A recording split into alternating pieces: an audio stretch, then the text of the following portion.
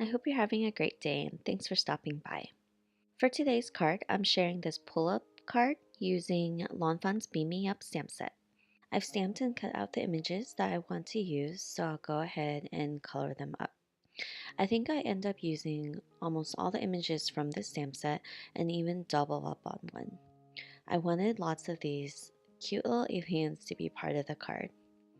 And for the larger spaceship, I didn't want it to be empty, so I took a post-it to mask off the bottom portion of the spaceship and stamped one of the aliens onto it. So now it looks like he's driving the spaceship. And the other one's a little bit too small, so I just wanted to leave it empty, and it kind of looks like it's far away, so you can't see who's in it anyway.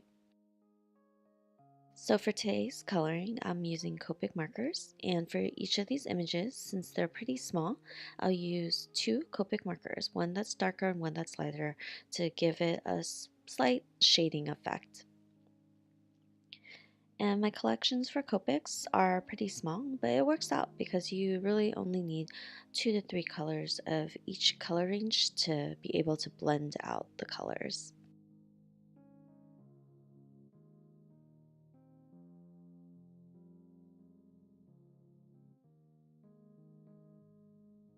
So I envisioned my scene to be up in the sky, and I wanted a simple galaxy background.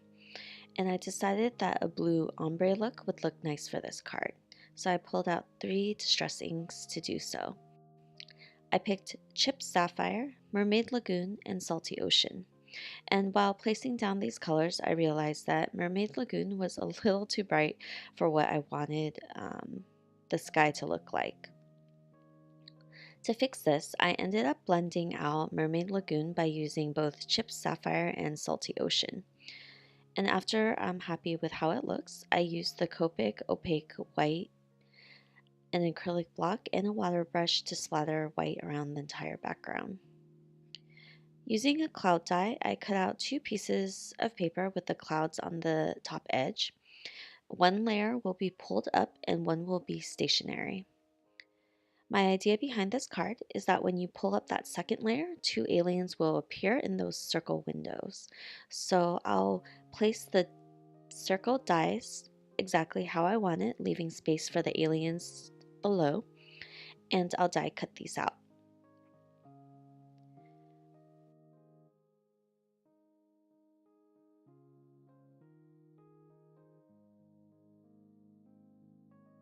So using my Misties, I'll put the 2 layers of the clouds on top of each other so I know where exactly to stamp the aliens.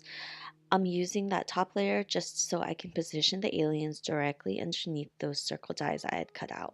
And sorry, I'm totally off camera for this part, but you can see the idea behind it. I just use the top layer so I know where to position those aliens.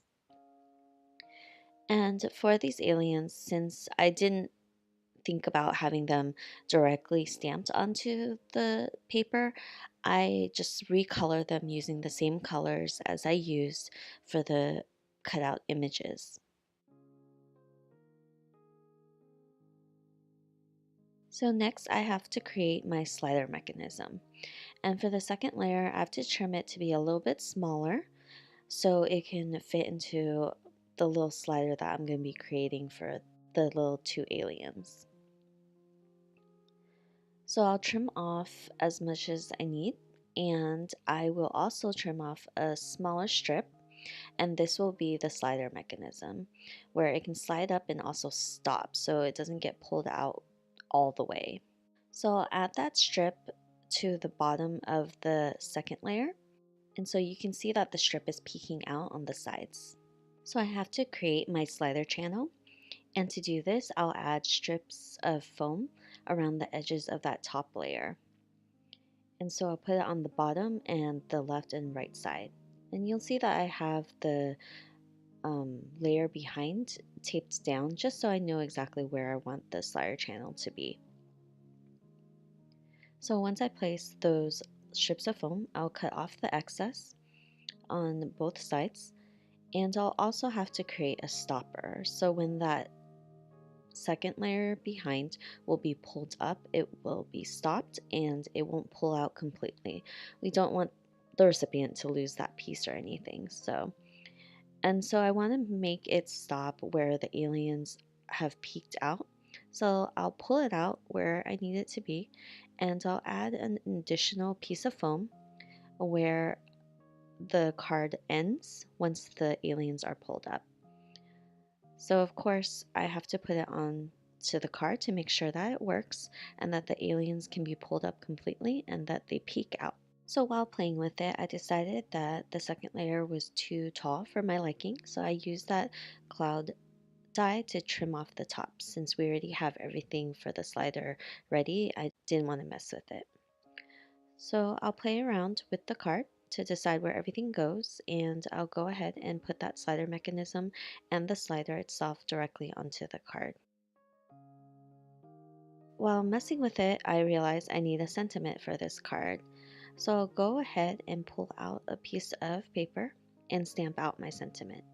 I kind of didn't want to make it a birthday card, and there was the sentiment that says, "Have an out of this world birthday." So I stamp out the first portion of that sentiment using my Misty since I wanted everything to line up properly. And I'll actually mask off birthday so only day will stamp out. And so the sentiment will read, "Have an out of this world day." And I just wanted it generic because I do have a lot of birthday cards already, and a just because card is kind of cool to have in my stockpile. So I'll trim this down to a smaller strip, and this will lay at the bottom of the clouds. But I did want to add a little effect to it, so I used my distress inks again just to ink up the edges so it kind of stands out and it doesn't get lost among the clouds. So once that sentiment is ready, I will add a bit of score tape to the back of it, and I'll add it directly onto the card. And I tried to use my mat to line it up, but I figured eyeballing it worked out fine. I'm using the blue alien to help pull up the slider. So I add score tape to the bottom of him and place him on that cloud die. And when you pull him up, the two aliens will appear. For the rest of the images, I'm using the Tombow Mono Multi glue, and it just was quick and easy, so I just carefully add the glue, not too much, to the back of it, and I'll put an acrylic block on top so that it will dry and stay in place. So this card did use all the aliens, and I doubled up on that purple one as well, one in the spaceship and one dead center. To finish off this card, I wanted to add a little bit of highlights to all the images using a white Jelly Roll pen, and I think it just helps the aliens look a little bit more dimensional and they kind of stand out. And I think that finishing touch compared to how it was previously looked a little bit better. And so I'm just adding those highlights on the left-hand side of all the images. Once I'm done, I'll attach this to a card base. And my card base ended up being a little bit bigger than the actual card, so I'll just trim this down. Nobody will really know because who measures cards, right? This card is complete, and when you pull up that blue alien, the two hidden ones will appear. And when you push them back down, they disappear again. I hope you enjoyed this card, and thanks for stopping by. I'll see you next time. Bye.